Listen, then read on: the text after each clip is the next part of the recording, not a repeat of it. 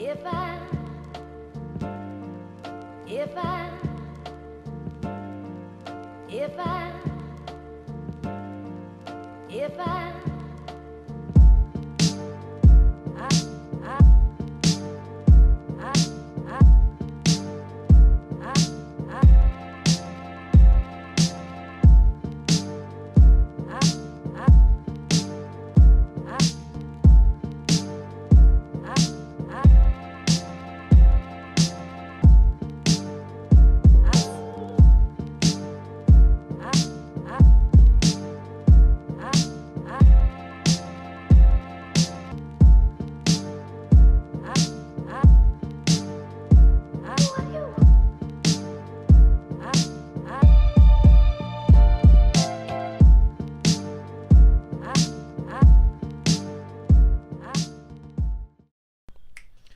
Welcome back, everyone. This is episode 53, and I'm joined, as always, with Smiling Ryan over here. How you doing, everyone? Happy to be back. The technology, and of course, it's our honor to have on the show Jordan Parenti. Thanks for having me, guys. No problem, man. Thank you so much for coming on and affording time, especially with the Eagles playing so soon. I appreciate you. Yeah, it's a crazy day. It Really is. busy. It is, man. Like, it's funny because, I'm driving from Philly, and there's literally zero traffic. Like, I got Zero here traffic. in almost You 20 know, minutes.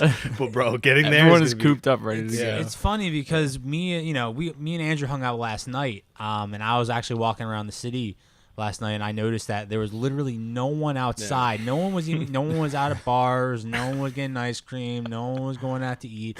Literally a ghost town. I feel like people get really superstitious. Yeah, are they hibernating? They're preparing the same way that the players have to prepare for the But game. what is Stay like home a and full mentally. statue with just like a big what hanging down? I don't know what's going on. Where are these people at? You would know better than me, man. Dude, I've been an Eagles fan all my life. It's a huge thing in my family, but I mean, we don't have rituals like that. When game time, that's when we really start with the food and everyone sits around and watches together. But I don't hibernate. Gotcha. This Bears game though this is like the decider, right? This is major. Bears hibernate. Gotta win it. Yeah, it was must win. They're a good team, probably the best defensive team in the NFL right now. Yep. Are you familiar with Yeah, football? Do you follow it? yeah. Yeah. Khalil Mack, man, what a fucking animal. Crazy. Yeah. Andrew, if you have time, you should really look up Khalil Mack highlights because he's arguably one of the hungriest linemen in the NFL. Yeah. Literally just pushes grown men around. Like, I'm talking like 300, 400-pound men. He fucking stiff arms and gets to the quarterback in like under 3 seconds. Yeah, if we can penetrate the defense, then we'll be good. But you think so? That's our biggest challenge. I mean, Nick Foles has he's been proven to be great in playoffs, just great in this time of year. Yeah. And Trubisky, while he's doing better, that's their quarterback. If Trubisky is doing better, their whole team is doing better as a whole, but quarterback to quarterback, I think we have the better quarterback. Okay, sweet. So.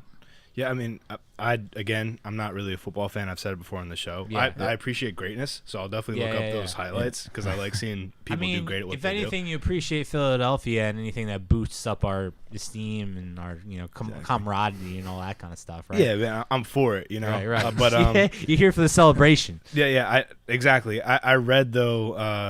I always look at the favors though. I look at the odds. I look at who. Are you a betting man? I'm not a betting man, but I like to see like how people calculate outcomes, and I see a lot of anti-Eagle outcomes today. That fuels us though. Yeah, right, that does fuel it. I was about to say that. Yeah. They said the same thing last year. I was about to say that. And while we have a lot of injuries, while we're not the same team we were last year, I really think that the fact that we made it in the playoffs really gives us a fighting chance. Because no one wanted us in there. And speaking of injuries, who was it? Last night? Yeah, Alan Hearns. And what team is he on? He's on the Cowboys. I heard, because I was in a group chat with my friends, and I hear people saying, like, yo, I almost threw up. And I was like, what? And I started looking through, and they said, like, his foot snapped in half. Was it an open fracture? Like, could they see the bone? It was something crazy. Did you see it? I heard about it, but I couldn't watch it because that stuff, I'd pass out. Oh, really? Yeah. You're squeamish for that kind of stuff. Okay. He works in the medical field, so, like, it's probably... And it's funny. It's just, like, blood I'm fine with, like... gruesome. Like it's bones. Like Yeah, but it was open bone. Do you know? I don't know. I feel like we're making Jordan uncomfortable talking about sorry, this. sorry. Thanks for having me, guys. A little bit. Just forcing him to imagine this is making him sick. That always is a shame. I mean, it happened. I mean, that sort of injury. I mean, it's always gruesome to see on TV. I remember the last time was probably that Louisville player. Yeah. Literally, Andrew, if you never saw his video, there was a Louisville player, basketball. He went for a jump. He came down. His foot just like snapped. Yeah, bro. It was like I personally at that time I'm not with that either. I had to turn it off. I couldn't handle it. Dude, I can't. I can watch it in a movie. I can't watch it in real life. But why?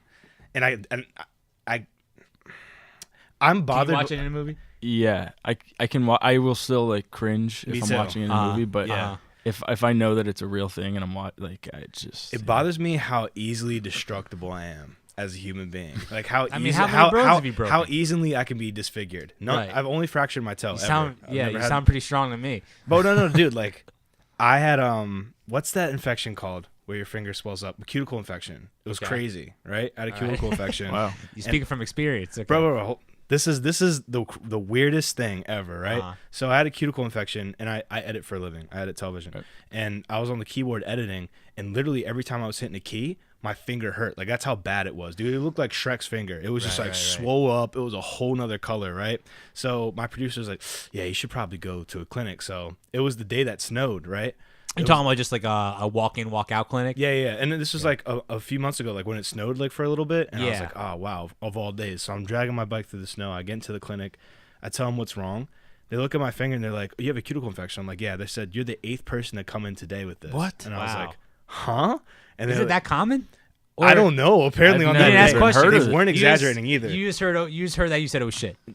What? You just heard that and you're like, fuck. Like, Dude, I was a little like, yeah, like, is this okay? Now there's like, is this like an epidemic? Yeah, why apparently? they like, can you wait in this room? And there's like 7 other people find out you're quarantining you. This is the part that got me though. Did I tell you about this? No, dude. So my finger is super swelled up, and I was like, what are they gonna do? Like, give me some antibiotics and like the inflammation goes down?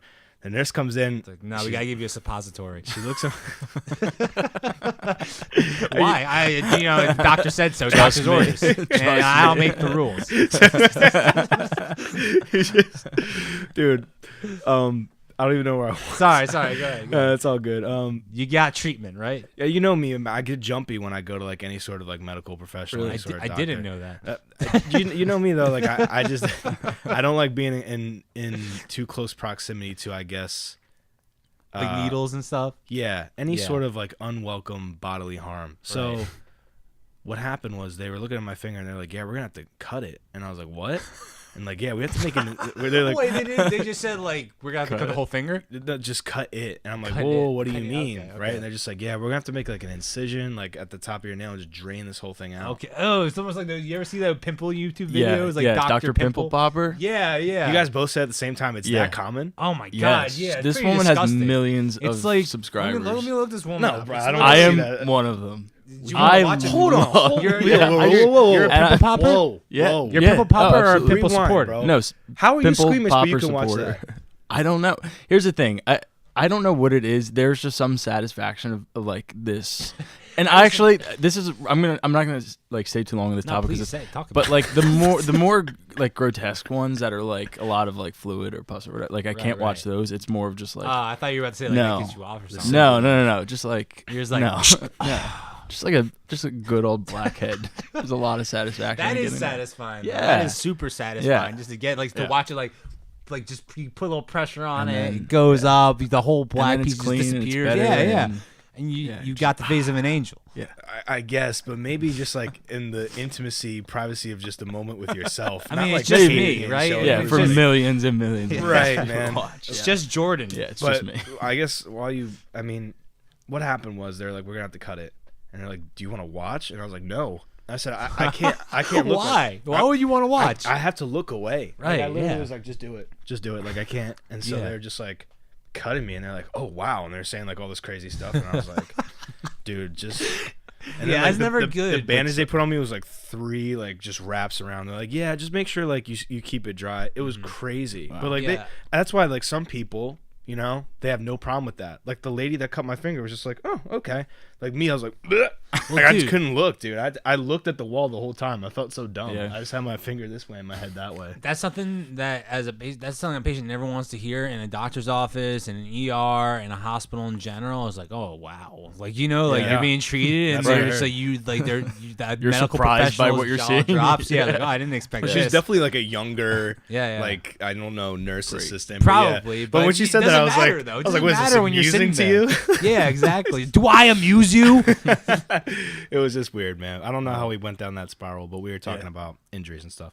We were just talking about bears and eagles and shit, and then somehow went to pimple popping. But we're talking about Philadelphia in general and the spirit of it, especially with the Eagles. And speaking of Philadelphia, obviously, you're somebody who is an illustrator. Is that primarily something that you've always done your whole life? Like, what is the connection with drawing? So drawing is something that I've done my whole life, but never for any purpose. It was just I was always the one that went as a kid, like hours down my basement, just piles and piles of paper, drawing. And my mom, she used to work from home, and she would be down the basement.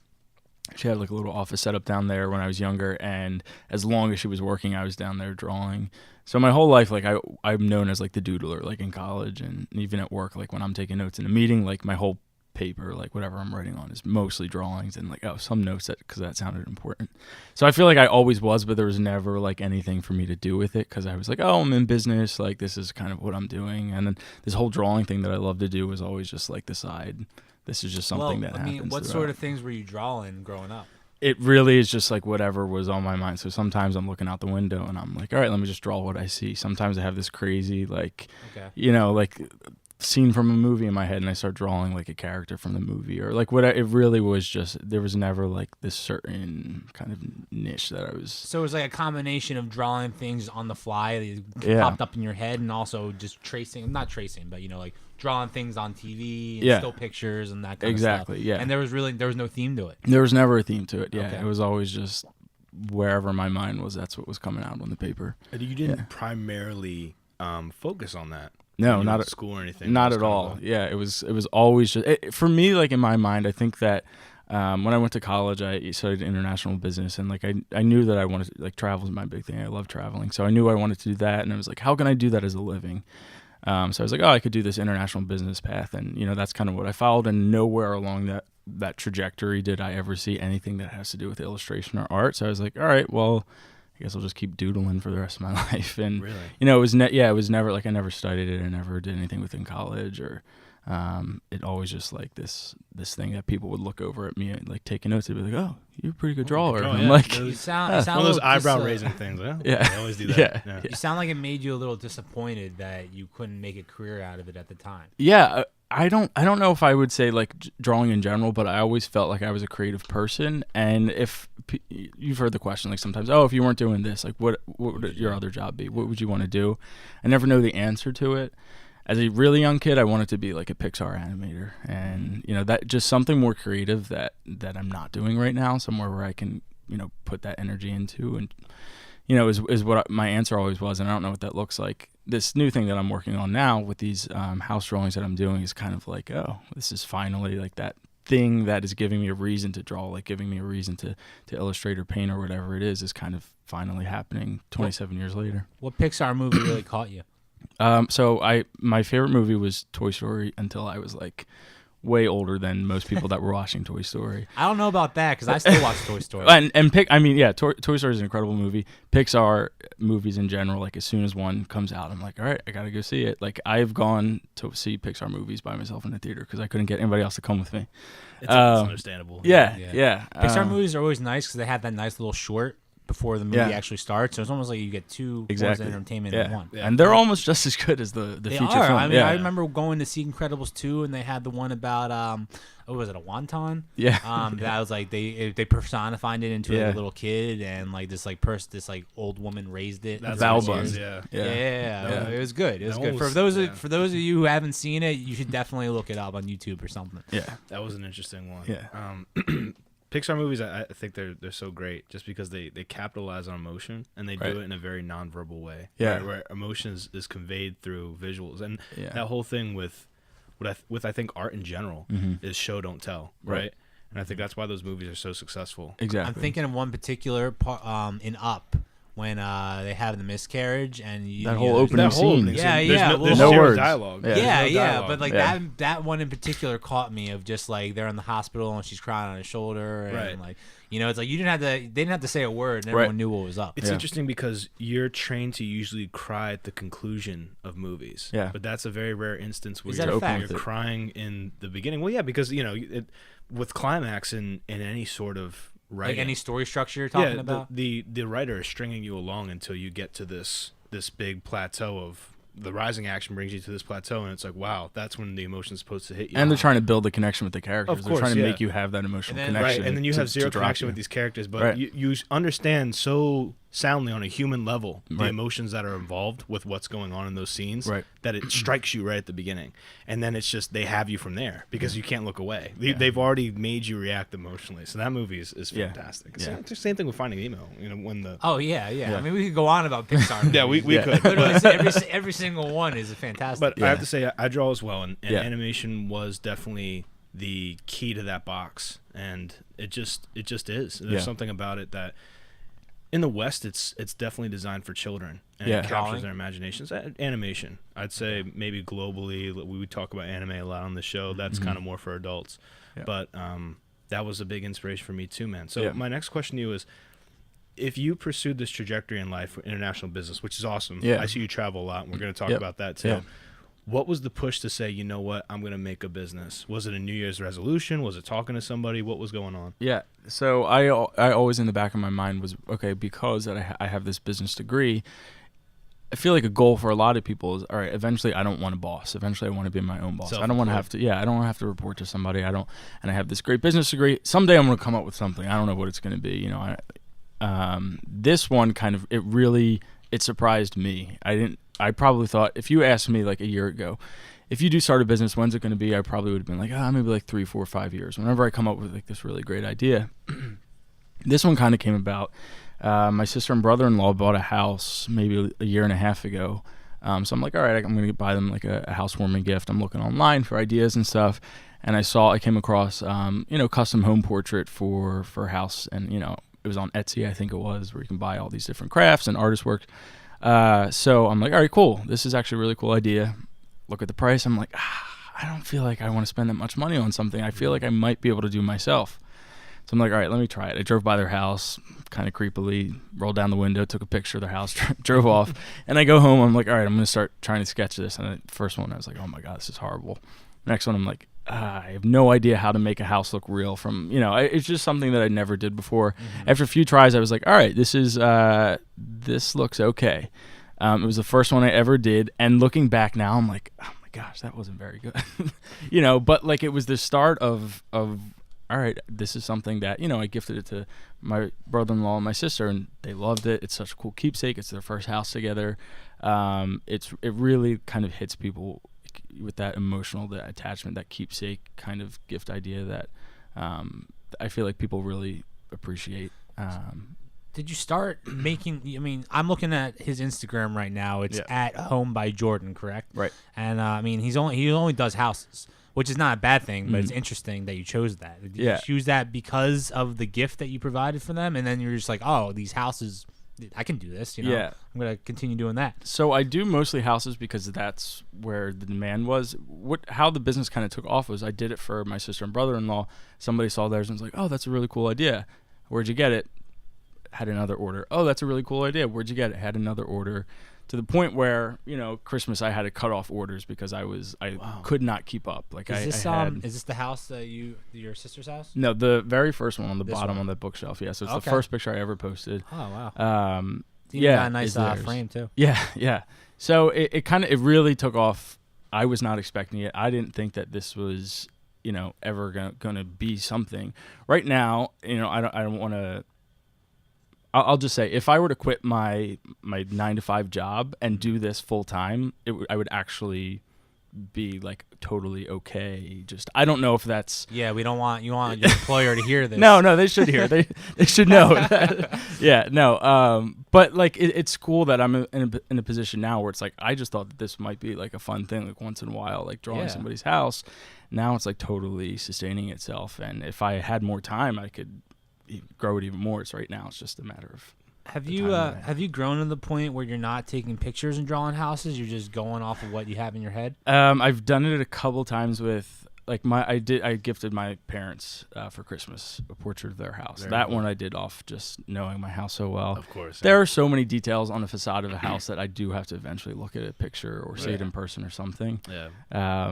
But yeah, there's enough where like I know enough about like the architecture of the house, or if I know it well. It's funny you say that because when I first looked at your page, I thought you were an architect. I'm like, oh, nice, we got an architect on here. I was gonna say, yeah, there's a lot of sound architect understanding when you're drawing these, and for people that doodle, I feel like doodling is something that doesn't have a lot of structure. Right. Obviously, you adhere to a very strict set of rules when you're drawing a house. Right. Yeah. You know? Yeah, and there's a lot of interesting things that I had to kind of, with no background in art or illustration or anything that, I didn't really know how to shade really well. Like everything that I did as a kid or growing up was just kind of like, oh, this looks normal, this looks cool.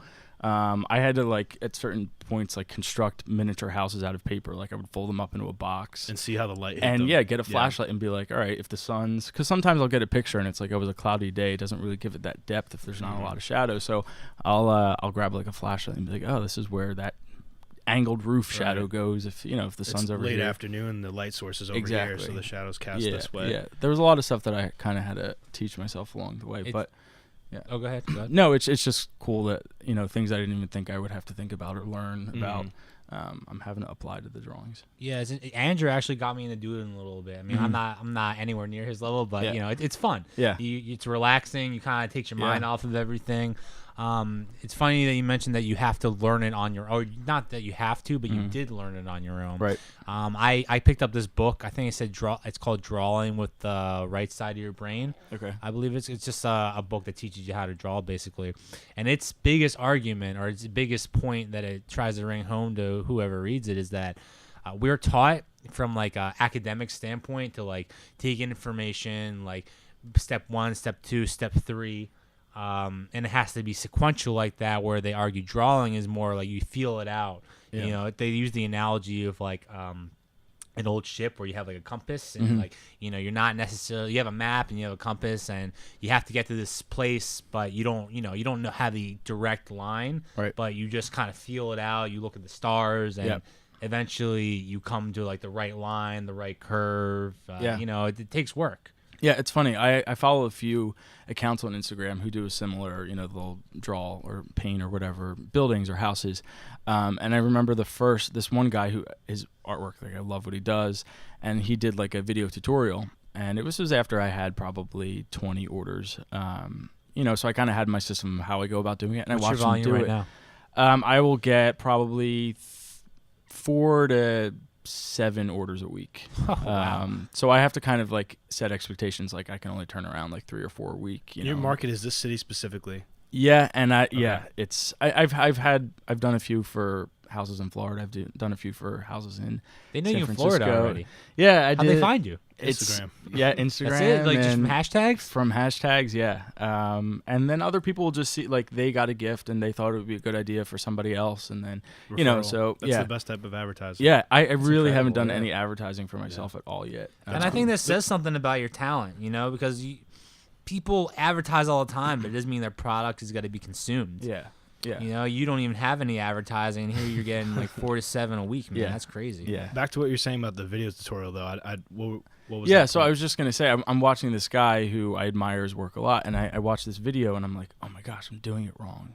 Because the way that he sketched things differently, and then he added the pen and ink later, and it was just kind of like, I was just like, oh no, like I have to kind of like reteach myself. And I'm like, wait a minute, like I feel like some of my really good paintings are coming out like just as good as the stuff he's doing. And it kind of like made me realize like I just have my own, like I don't know if there is a right way or a wrong way to. Was he digital? No, he was using like pen, ink, and watercolor. Okay. Yeah. Which is what I do. Yeah. Have you ever tried digital? Yeah, like doesn't have that warmth. It doesn't. Really, yeah. You're trying to sell the warmth. Yeah. That's Can I tell you? I'm gonna pull up a picture. Sorry, this is. What makes you say that? Go for it, dude. It's nice. That's why when you go to a museum, you don't look at Photoshop pictures. I mean, you look at paintings. Yeah, but Photoshop's fairly new though. Yeah, it evokes a different emotion. Your eyes are sensitive, man. This machine that you have up here, dude, it picks up things that are so subtle, and to have a digital picture of your house is nothing like a painting. So I actually tried my because I'm just trying to think of a way that if I do want to grow this business right now, it's only me. It's like if I do hire somebody else to kind of pump these out faster, it's like assistant artist, or? Right? Exactly. Like I'd have to find somebody that's kind of replicating this warmth that you're talking about that I'm doing right now. Right. And so I'm like, all right, well, what if I switch to digital? Like, can I pump these out faster if I do it? So the one of my parents' house that I did, I first tried it digitally, and it feels so. Yo, that looks like a sitcom. It looks does. Like a Family Guy house. And the way that I did it is no different from, I used. Wait, guys, do that again? Yeah, I used I used the pencil tool, bad, and then I used the pen tool, and then I added the watercolor. But it just feels so cold and. Yeah, I see what lifeless. you're saying. It doesn't have the same effect. There's more of a presentation to it, like this is a house we're gonna sell. Right. There's not really like a history behind it, which is what you get with a painting. Exactly. This isn't bad though. Like I would still post this. Of course not. He's an amazing artist. It just doesn't have it just doesn't have that same.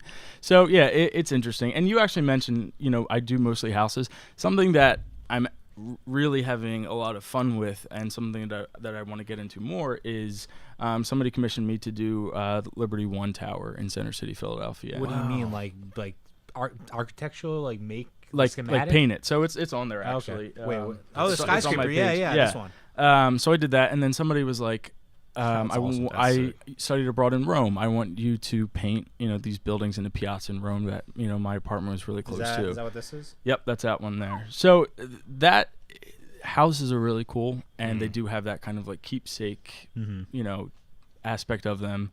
But to be able to paint something that people have like a little bit more of like a story behind or an emotional connection beyond the house is something that Reading Terminal Market in Philly is another one I did. He's got a terminal sketch. And that's kind of the stuff that I now. do want to get into a little bit more, because it's, houses are fun, but you're getting into like 4 buildings, windows and a door is restaurants. You can only do it so many times. Yeah, man, you could really expand this the whole Philly area. I mean, I could see this hanging in Reading Terminal Market right now. Yeah, maybe I should pitch them on it. You should. Yeah. I don't know who you pitch it to, but if you can find them. Yeah. Typically, and I know it varies a lot, how long does it take to complete a piece from beginning to end? Yeah, so and I have. Are you using rulers, or are you the kind of person that can kind of freehand straight lines? So I will use a ruler to sketch out the pencil, like I first drafted in pencil, and then I'll go over it in ink. I use the ruler on the pencil. Okay. Let me ask you something. Not to ask too much of your trade secrets, but and then, I mean, sorry, go ahead. No, it's all good.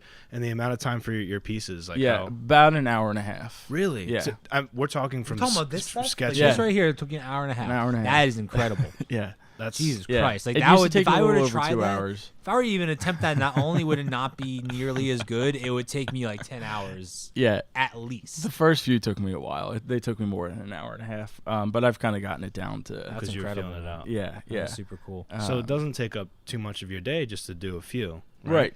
But, I work until, all day long. Sometimes I'll have like a function or an event after work that I go to, or I want to just go out with friends. You have a life, obviously. Yeah. So but I have to kind of put that stuff aside sometimes just to knock these orders out. But it's interesting because even you are allowed to have that. You're allowed to have your home life, your family life, your social life, your job, and like you can still find time to do this stuff. Yeah. Like, it's not hard as long as you make time for it. Right. And I am finding the time. It's just I'm afraid that if I do start, advertising or I start promoting posts or something like that, the orders are just going to come into a point where I'm just like, it's a good problem to have. It is. I just got to figure out what the right balance is. Yeah, absolutely. Yeah. Yeah. I just got commissioned for a boat too, so I've never I don't know like challenge. what that. Yeah, it's a new challenge. A boat someone lives on. Yeah, so it's like her awesome. Dad's summer boat or something, and cool. She was just like, yeah, he loves it. She actually there's like a snowy cabin in somewhere in my feed, but that was for her dad too. And, I see it right here. It's in front of me. Yeah, and she was like, oh, he was crying when he got it, and she was like, so I want to do that again, and you said you've only been doing this for a few months. Yeah, for probably about 6 months. 6 months, and he's already doing this shit. So I'm sorry, that's incredible. Thank you. So is this like changing your life, or is it kind of something you're like, all right, this is cool? Like, how do you see it in the future? Is what I'm saying. Yeah, I don't know how I see it in the future. Right now, I'm not bored of it. I'm kind of talking about how I could maybe see myself getting bored of drawing houses one day because. Even though every house is different, they start to feel a little bit the same after a while. Yeah. Right now, I'm not bored with it, though. So I could see myself, like I said, I could quit my my day job right now and just go into this, and this could kind of be my business. It could be my work.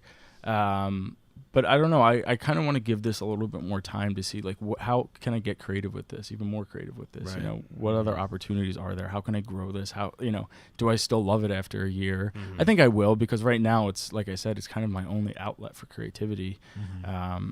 Totally. So yeah, It doesn't sound like you're only growing in volume. It sounds like you're growing in with things you can draw. Like a boat is like Right. the next step for you. It's a new challenge. Yeah. And with being able to draw the boat, you'll be able to draw other things. I'm sure there's going to be some kind of transfer there. Yeah. Draw a different thing, but you know, you come to a problem and you know you've already figured it out. Yeah. Yeah. Maybe Yeah. like. So I'm kind of excited when she asked me to do the boat. I was like, Yeah. I Are you almost- working on it right now, or you haven't started? I haven't started yet. I told her if it's horrible, I'm just gonna give it to her for free. And, That's you know, really nice of you. yeah, but just because it was like somebody actually asked me to do. He's a teacher and he wanted to buy a portrait of their high school to put in like the faculty lounge. So I did it and I didn't love it. Like it looked. I didn't even post it because I didn't love it. Right. But fair. I was just like, no, this is like my gift to you. This was fun for me. It was something new. It gave me like the opportunity to try something new. So like, this is my gift to you. Thanks for letting me do it, kind of thing. And he was like, no, like it was your time. Like I insist. I was like, honestly, like this was good for me to try. Right. So yeah, getting to try some new stuff is kind of what makes it exciting and makes it different and switches it up for me. So yeah, I'm excited to where it goes. I just don't know what that looks like right now. Are you still drawing from your creative side? Are you still drawing from, you know, just what comes out of your head? Just as kind of like what I've always been doing, where I'm just like, I'm a doodler. I'm a constant doodler. Yeah. What's the latest doodle? What's my latest doodle? Yeah. I'm trying to think if so when I travel, I'm not a good writer. Like I don't think that I write well, or I feel like maybe sometimes just because I compare myself to, you know, Maybe you're more these visually travel minded. exactly. You know, I follow travel bloggers, and you know they'll write these beautiful long posts about their trip, and it makes me want to go so badly. And I'm just like, I've tried that a few times, and I'm like, it just doesn't come to me the way that like visual art or drawing does. So on my trips now, like what I'll do is I'll kind of do a like a doodle of that city that I was in, and I'll pull in different aspects of like what I saw, some of the food, some of like the experiences, some of the streets that I walked down, and kind of like put it all on one page, and it'll be like a doodle of my experience in that city. That's really cool. That's something that I've been doing too, and it's like that's more for me. Like that's just Right. somewhere else to dump that creativity. It's not, you know, it's not really consumer facing, or it's not for everybody else. It's just Right. more for Yeah. some people remember their trips by like writing a 10-page paper about what they did. I'm just like, boom, here's what I remember, here's what I Boom. saw, and yeah, That says a lot about you. That seems to say that you kind of have this collage that you make in your head, right? Mm. You know, I'm kind of the same way. I like to look at the entirety of a journey. Like Yeah. I did a similar picture for my dad for Christmas in Mhm. 2017. We went to Tokyo, and I had a picture that was just everything we did, like Yeah. all the buildings that we went to and like all the things that we did, just kind of in one picture. Right. And I kind of curved it so that it was presentable. It wasn't like, you know, doodly where it's everywhere, like Yeah. what we were talking about. But I feel like artists have that mind where we see something interesting and then we think about how do we make that presentable? Yeah. Like how do we make that presentable to the point where it looks so good? Right. You know, even if it's Yeah. not the most picturesque Yeah. thing ever, or Yeah. it's hard to describe. Yeah. I think that's really challenging in a drawing to bring across an abstract concept, because you could be in Miami and you just had like this amazing time and it was very tropical to you. It was very like party aesthetic, and it's like, how do we bring that all across in one big thing? So, Yeah, it's funny because I work for Visit Philly. It's our job to make the city look good, advertise the city, get people to come visit. That's basically, you know, what we do. So I'm in my department is advertising and partnerships, and you know, Did sometimes you work on the website at all? no, I did not. I wish I did. They do awesome pretty work. cool. Yeah, they do a great job. Everything slides from the left and the right. Yep. Yeah, they did a great job with that. But with Visit Philly, you know, a lot of what we do is marketing for the city. It's billboards, it's magazine ads, it's TV commercials. Sometimes we'll be in a room and we're like, all right, here's the problem we have. We want to solve, our solution should be a billboard. We want a billboard to solve this problem. How do we tell this story about Philly? How do we make it, you know, it's walkable, it's lovable, it's great food, it's great, you know, all this stuff. And it's like, I immediately, like, I have an idea in my mind. Like, I know that, like, it's maybe this isn't the final thing, but I immediately see, like, what... To try and like right off the bat, like try and explain that to people, I am often at the creative brainstorming table quiet because I'm like, I don't know how to explain. You don't want to sound dumb. And I don't want to like, how did you, like, if I do like explain, all right, this is what I'm envisioning. It's this and this and this and this and this is, and I just feel like people are gonna be like, what? Exactly. How did you Dude, get there? I get like you what? 100%. And I'm like, I'll eventually like, start to spill like, oh, I think it'd be cool if actually we do that. Like some of these small like ideas, but I'm kind of slow to just be like, here's everything that I envision right now. You consider yourself more introverted or extroverted? I consider myself more introverted. Well, that would make a lot of sense because if you're in a focus group and you're forced to speak into a lot of people, you know, that's hard. It's funny. So my job at Visit Philly, I manage partnerships. So it's like our relationships with all the museums, the attractions, the sports teams, the universities. Like I'm constantly having to talk to people and be around people and throw ideas off people and hear their ideas and hear their complaints and everything. Like it's nonstop. So like at the end of my day, like I'm exhausted. Like I think it's because I'm an introvert. I'm just like, oh my gosh, I just need like enough, you know? Draw. Yeah, I need to draw. I need to, and that's where these Exactly. paintings like really kick in and help me with like winding down. And I hardly ever look at my phone when I'm drawing. Like I don't even care. Same. You know, I'm somebody who's probably could say they're kind of attached to their phone. But like when I'm in it, like it's just total unwinding time. So I don't Man. You have a business to curate. I Yeah. mean, that now you have to be on your phone. Exactly. Yeah. What are you about to say, man? I was saying, like, I don't know if you like know what you're going in to talk about before the meeting. I assume you do. Yeah. Have you ever thought about, or have you ever just brought in like a schematic and like, you know, maybe that would solve some of the problems you have with like getting your point across, because that's how you get your point across. Yeah. I've done that. It's interesting because so like we have a whole team of designers. We have an illustrator, we have an animator, we have graphic designers, we have, you know, You're in marketing, yeah, exactly. So we need all these people for our commercials, for our video ads, you know, all this stuff. Like we need these people to make those things come to life. And the few times where I'm like, I have this idea, but like that's not my place here. Like my place is like make these connections and make these deals and like make sure our relationship with the museums are good. But I'm like, sometimes I'll like interject, and it's not that it's not welcome. People are like, oh yeah, cool idea. Yeah. But sometimes I'm just like, if I like show that I'm putting all, you know, it's just, It's uncomfortable. It's uncomfortable because that's not your position, and I feel like when you give suggestions for things that are not your position, some people will take that the wrong way. Some people think you're imposing on whatever their position is. yeah. I think it's been taken that way before. I'm sure it has, Yeah. because some people are just like that. But I mean, you shouldn't stray from contributing something beneficial to the company just because you're afraid of these one or two one or two people. Yeah, you know, I agree. It's something that I recently did it where we were trying to come up with a new logo for our company, and not even like our corporate logo, but we have like a branding logo. You guys may have seen it. It's like with love, Philadelphia XOXO. Yeah, I've seen that. The classic. And it is, and it's beloved, and people know it and recognize it. But it's just funny how That's pretty sweet. Were you a part of this? I wasn't a part of that. That's pretty old actually. Yeah, before I started. Forever.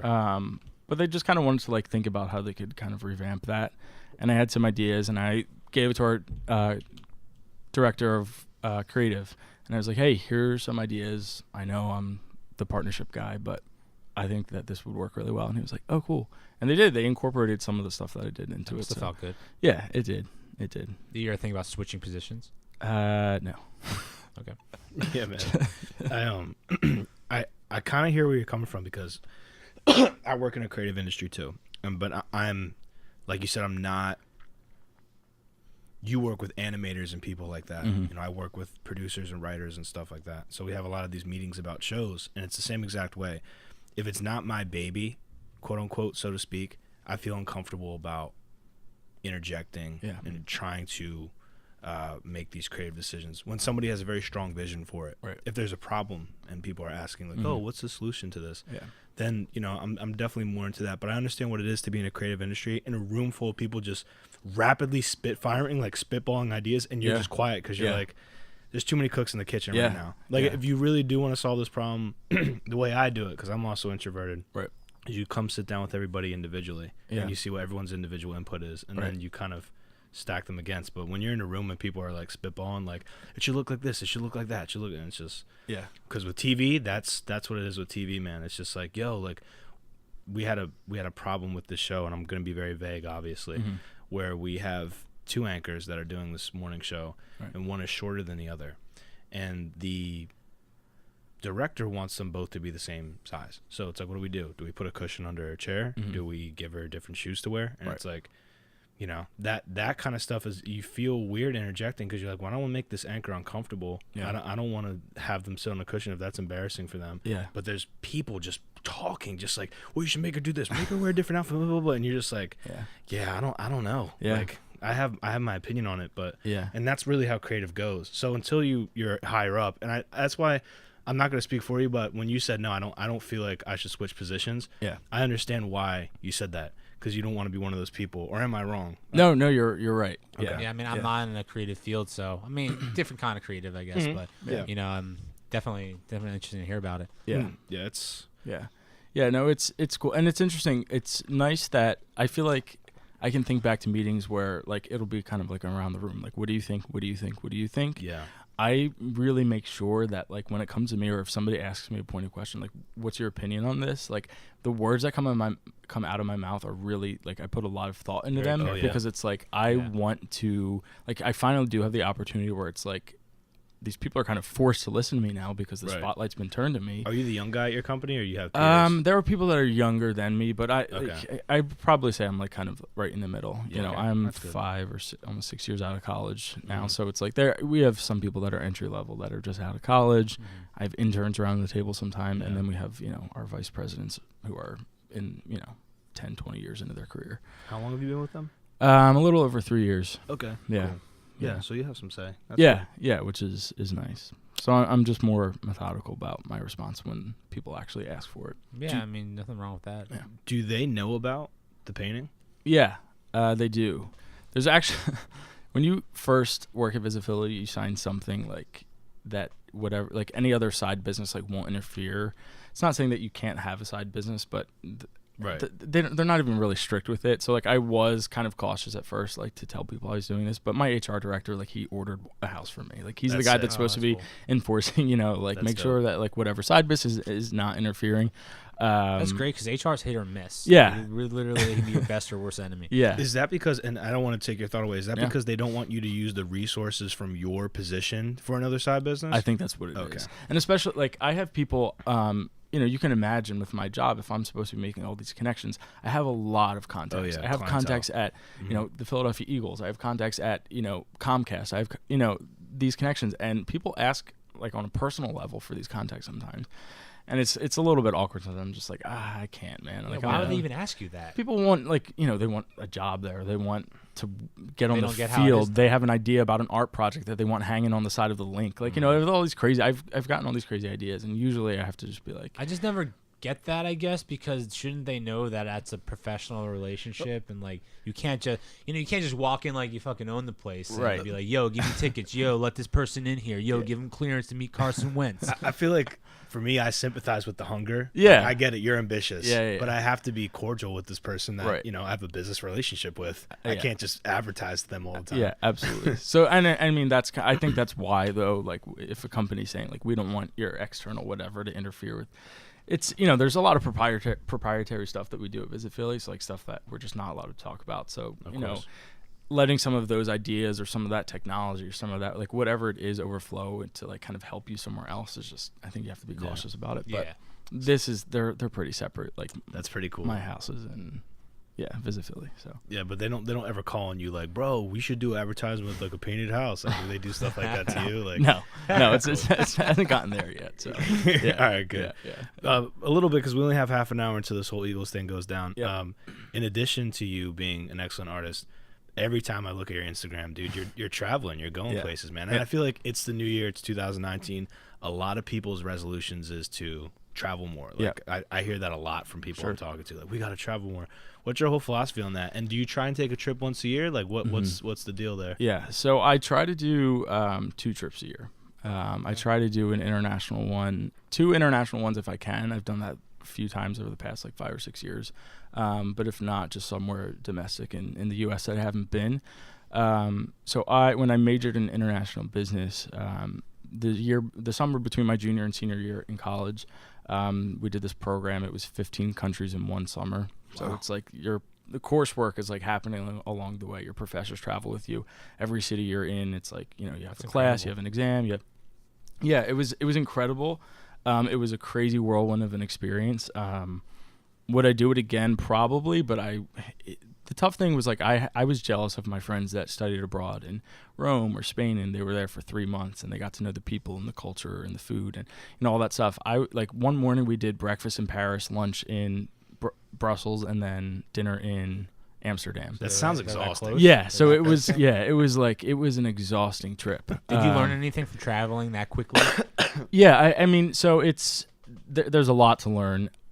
I was really conscious of like I want to remember what I learned on this trip, because I know like not everybody can travel to 15 countries in one summer. I don't think I'll ever do that again.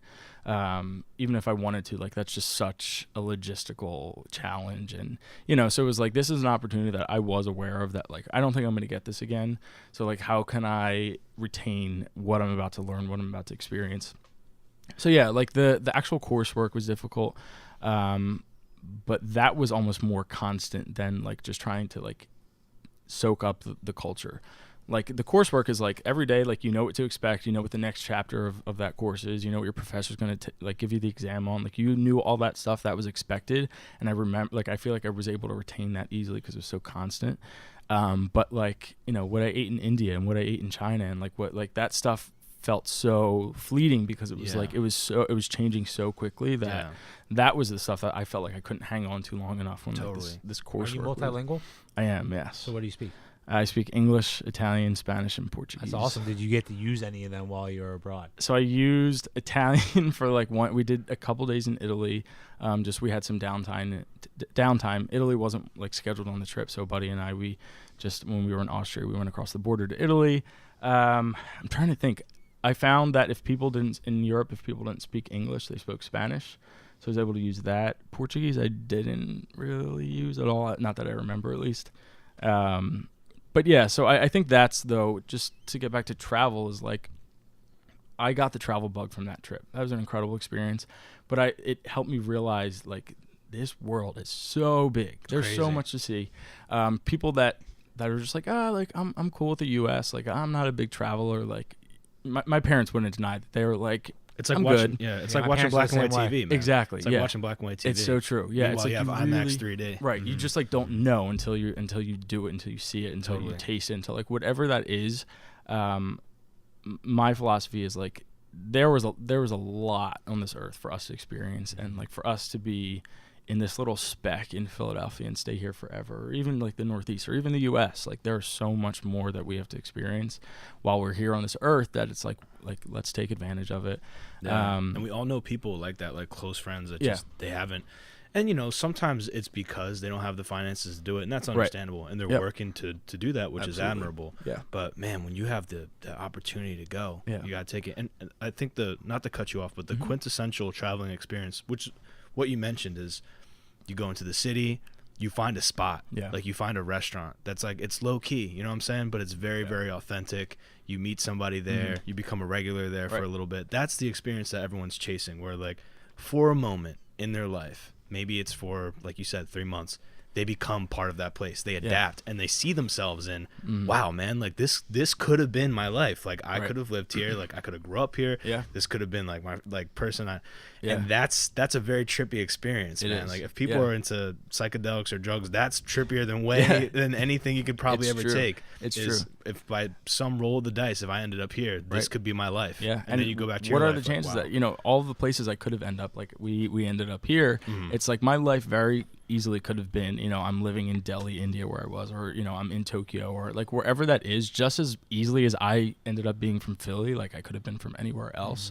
So to kind of experience the life of somebody that lives there is, I think that's kind of like where the draw is. Like that's why people want those experiences where they're getting to like, really taste the culture, see like the underground bar that like you wouldn't have gone to if, that kind of stuff. Totally. I think that's why people like, you're really just looking into a window of like somebody else's life that nothing about, and it's just like, wow, life is so different from. Yeah, it's like life doesn't have to be the life you have right now, I think is what strikes me about foreign cultures. Yeah. Like you could be having a shitty life and you think that's all there is, right? But you go to one culture, you go to one new city, one new country, and you just realize like how differently people live their lives. Yeah, totally. Yeah. Do you repeat visit yet, or do you try and go somewhere new every time? So it's funny. The question I get most about my travel is, you're going to Italy again? Like Italy for me Bro, is. Are you Italian? That's a whole. Italian. Yeah, he's Okay, dog. so there's yeah. a little Yeah. connection Dog, there. Yeah. That's a whole nother beast. Yeah. I've been there twice so far. Yeah. Man. Italy for me, and I probably am biased, and I speak the language, and I adore Italian food, and all these. But for me, Italy is like the combination of like the lifestyle, the nature, like the landscape of Italy, how diverse it is, but it's also beautiful. Their lifestyle though is just so, and I know it's replicated elsewhere in the world, but for me, like that feels like the most comfortable, Totally. international destination for me, where it's just like this is. Well, how do they live that's so appealing to you? So it's like I feel like the Italian way of life is the way that life should be. Like here, while we're here on Earth, like that. Man. I feel like we should all like learn something from the Italians, where it's like the food that they're eating is. It's always from somewhere that is like farm to table. The phrase farm to table would never exist in Italy, because if it wasn't farm to table, they'd be like, what are you this? eating? So normal. Yeah. What are you So eating? everything is so fresh. Everything is so laid back. You will never, if you're out with friends, you will never hear people talking about work. If somebody brings up work, it's like, what? Like, why are you talking about this right now? Like, like this is like a social environment. So true. Work has no like connection to people's Whereas actual you day-to-day go life. out in the U.S. and that's one of the first questions you always ask. Right. I know that's a question I ask all the time. Right. Yeah, and like maybe they'll ask like, what do you do? But it's more of like a formality. Like I feel like this is the next question I should ask, and then it's like done. Like I don't care like what you do at that job. I don't like unless you're like saving people. Like people aren't interested. Like and it just ways of life. Like they have passeggiata, which is like before dinner. Yeah, it sounds it's not even food. It means to go for a walk, but it does sound delicious. I thought food. Yeah. That's what No, so it's like you either like you'll go out for like a pre-dinner drink, and you're just like you have a drink and some like potato chips or peanuts for like an hour or 2 hours, and then you go for a passeggiata, and it's just like a 2-hour walk, and so then you go to relaxing, dinner, man. and like the whole just everything is just so. When I was in South Africa in like August. Yeah. Right. I was there for 2 weeks, and I mean we had this thing called a braai. Like Mhm. you know what that is? No. A braai is basically like a barbecue, but it's Okay. like South African style, where they get just like a huge open fire and they cook all the meats right on there, and it's like I forget. I don't even remember. There was like some kind of meat that I didn't even know this animal existed, but it was like a common thing in South Africa, and like, I ate it every night. And dude, it was banging. Like it started with a K, whatever it was. Yeah. But yeah, and then I saw one in the safari, and I was like, yeah, I ate you. Come over here. Come in my safari. My safari jeep. Yeah. Jeez, man, that's sketchy. But I would love to come to South Africa. That sounds great. Yeah. But Italy, man, you're right. And the thing that gets me about Italy every time I go is the people. Like they're so kind, and the whole they don't talk about work thing is so true, because here the culture is very much centered around productivity and what's next and consume. Right. There it's a lot slower. Yeah. And your brain just kind of adjusts to that, and you feel calmer. That whole walking thing is so metaphorical for how they live their life, where it's really stop and smell the roses. Yeah. The first time I ever went to Venice, I was 19, and I couldn't believe it, man. It felt like a dream to me. You know, it's and a lot of the stuff they say about it is true. You know, it's obviously sinking. It's a little unstable. Sometimes like there's a smell from the water, but when you're walking around like in Venice, to me, there's no crazier feeling. Yeah. Like, it's just like, wow, man. Yeah. Somebody mentioned to me once, they were like, Venice is like a movie set. And I was like, you take that back, though. I was like, Venice is so much better than a movie set. Like, it is if, like, the most incredible movie set came to life and you were just fully surrounded by it. Like, it is something that is, it's remarkable. Unmatched. Yeah. How's the humidity and the weather and all that stuff? Is it always sunny? It's hot. Sometimes it gets hot, man. Yeah, when I was in Rome, is it dry heat, or is it? I would say it's drier than some places. Yeah, here. Ben. It got so hot in Rome one time when I went. I saw a cat literally die of heat exhaustion, because there's a lot of when you go to Rome, there's a lot of like stray cats, bro. I saw this one just like pass out and die. Like I saw it out my window, just boom, fall over. How'd that affect you? I was just like, wow, it's hot out here. Like, you know what I'm saying, man? Like, then you walked and took your walk.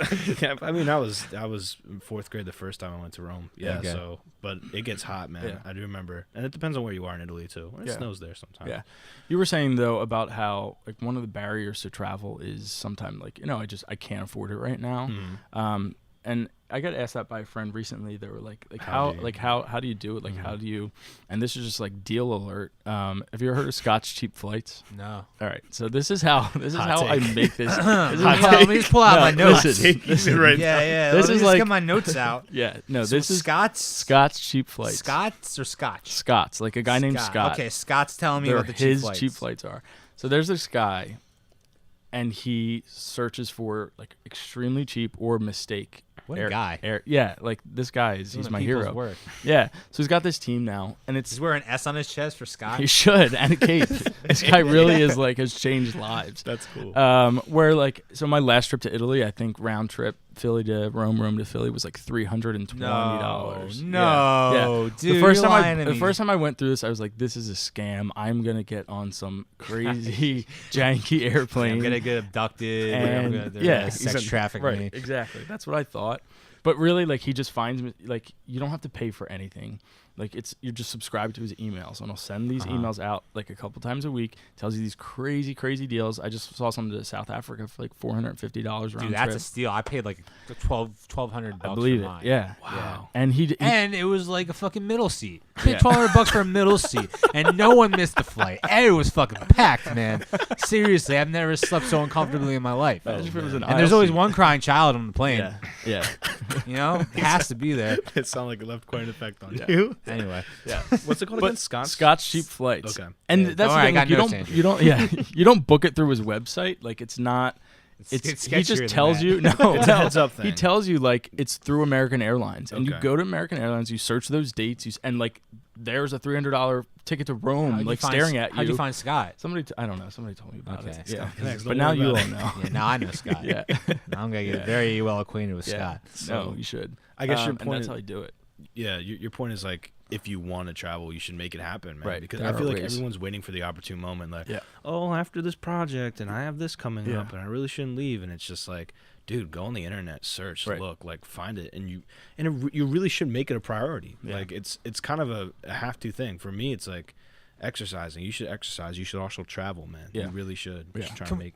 Can we go back to those collages you make while traveling? Like, Yeah. what's your favorite one you made? Was it Italy? Exactly. Sounds like it was do Italy. you have a collection of those? Like, I have. I don't.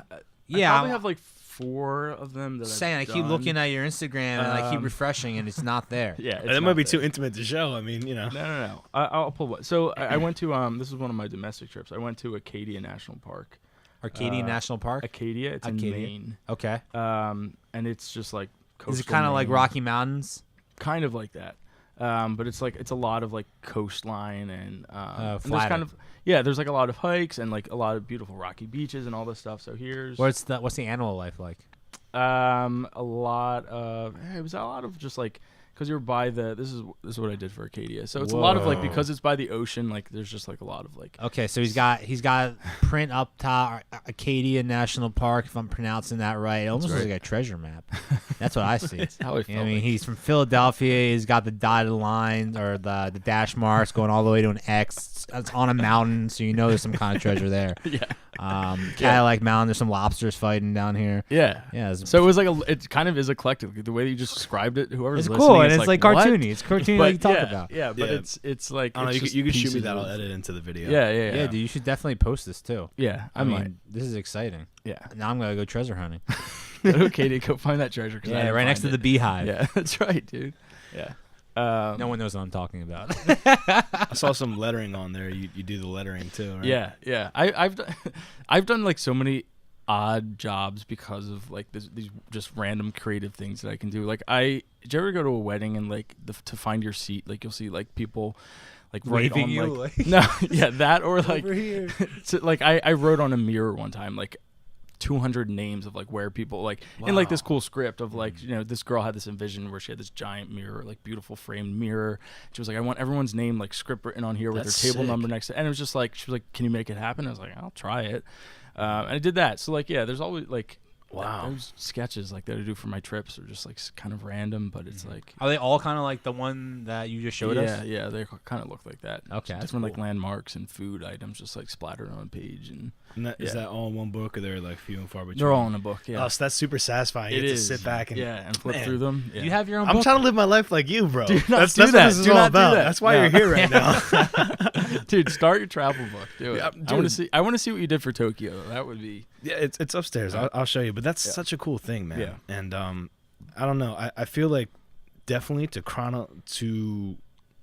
chronicleize or whatever the word is, to just keep a chronologically. There you go. I mean, no, just keep a chronological log. The act of keeping some sort of continuity with where you're going or just what you're thinking. Because I'm sure you look at those illustrations and you're like, dang, I was like 20, 21. Like I was thinking about, like you were thinking about what was happening in your life at that time, but then you were also reflecting on the trip. Like it's very cool to have stuff like that to look back on. And of course you can take pictures. I mean, that's a simple thing, right? When you're actually drawing it out though, like you just feel the energy behind what you drew. Yeah. And you kind of get to relive each spot. Like if you're spending 10 minutes drawing like this mountain you climbed, it's like the whole time you're drawing that mountain, you're thinking about the mountain and like, oh, that time I almost fell off that rock. And like, the whole time that you're there, it's like you're reliving it as you draw it. So that's mountain cool, climb is hard too. You get fucking exhausted doing that. Yeah, that's a big thing though. And there's mountain climbing gyms in Philly now. There's a lot of spots where you can go. Just closed, closed, like in a building. Yeah, just like facilities where you can, kind of like there was at Temple where there was one that you could scale up. Yeah. You ever use that? Stuff like that's becoming popular now. I'm not. I feel like you're a really outdoorsy guy. You're wrong. No? No, I'm not. Really? Yeah, I'm really not. The way you are as a traveler. I know, but I would actually much rather go to like a big city than I would. That's fair. Like a mountain. That one was like a family trip, like a family vacation. My brother graduated college, and we decided we were going to go as a family to that national park. But I've been to some beautiful outdoor destinations, national parks and things like that, and I love them. Like, there's no denying it, but I would much rather take in the excitement of, like, a bustling city man. And, like, try all these crazy food vendors and, like, all that kind of stuff before, like, it is peaceful to, like, lay on top of a mountain and just, like, chill for a bit. Yeah. But I kind of get energized by... Have you ever thought of moving out of Philly and into a new city for a while? Oh, that's a good question. Yeah, I have. Are you planning on it? You're looking right in my eyes, man. I was like, how did he know? Yeah. I tell you about Chad's apartments. So all my coworkers that are listening, potentially, it's like, sorry, but probably in a few years. So the goal is XOXO, I'm out. Yeah, to get my my Italian citizenship and then whoa, and live somewhere in live in a vineyard. Can you get dual citizenship? Yeah, I can. Oh, sick, bro. Oh, Italy allows that. Italy allows that. Okay. Yeah, that's super sick. Yeah, you have to have the right blood connection. Bro, what's that gonna do for the biz though? I don't know. Gotta start making Italian houses. Houses. Yeah, I'll just start doing perfect. I don't know what that looks like. Yeah, you will though. Yeah, I will. I'm going to make that happen. I don't know when, but how do you say one life in Italian? Una vita. Una vita. Bro, there we go. What part are you considering moving to? If I want like a job, I probably have to go to Milan. That's where all the jobs are. Milan sounds pretty cool. Yeah, it's a cool city. It's the most modern out of everywhere. You've been there. I've been there. Probably Rome is where I would want to be. Maybe Florence. Florence is a little bit small, but would you go to Mass if you went to Rome? I don't know if I'd go to Mass. Okay. I mean, I would maybe go to like. Yeah, it's not. I'm not Catholic though, so it's like sitting list. through like a Catholic mass in Rome. I guess it would be cool to be like, oh, like, he's a fraud. Shoulder he doesn't actually believe with the Pope. He signals you out. Yeah. Like, what are you doing here? Yeah. So I don't know what that would look like my church life there, but right. Definitely a place where you have access to an occupation. Yeah. To just ground you for a little bit. But why not, man? But maybe not. Like I was talking earlier about these paintings. Like if I can figure out a way. My shipping costs would go up, but if I could do it from Italy and yeah, I mean, dude, that might be the sell. Maybe. Yo, these are from Italy, bro. Oh my Italian God, painter. You really could raise, but actually, you could raise your price doing that. That might be the and, sell, dude. I mean, you might not even have to because you could sell it domestically, right? Yeah. I mean, there's no reason why Italians don't like art, right? They might like it even more. Yeah, you're right. So you would know more than me. Yeah. Well, it's actually funny. My one Italian friend who like saw this thing, this business that I was doing, like he was like, "What kind of egotistical maniac wants a picture? Like, look how beautiful my house is.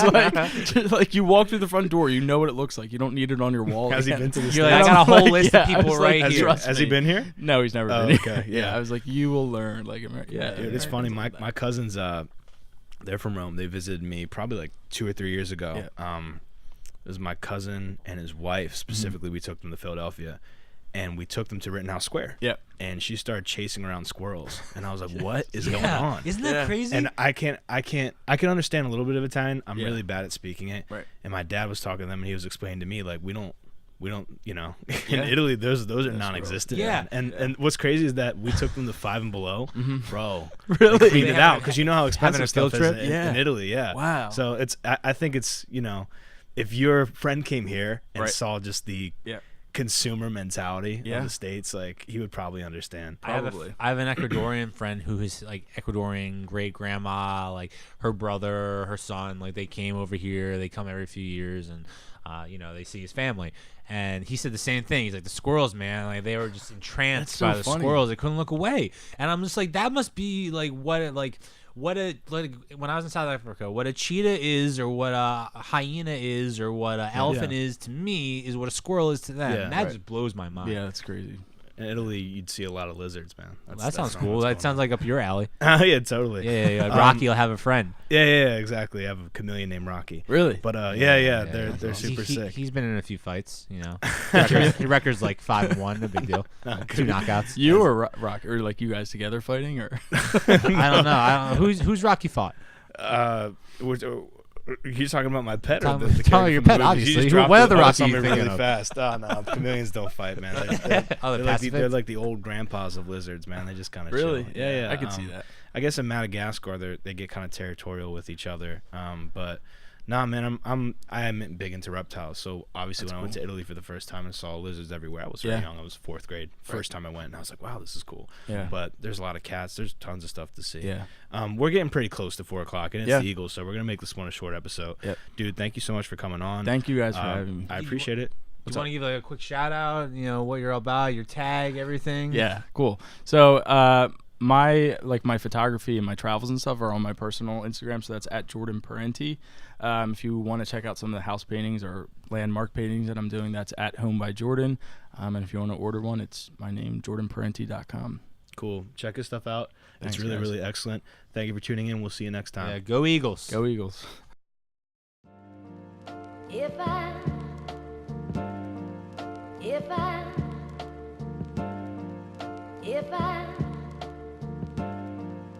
if I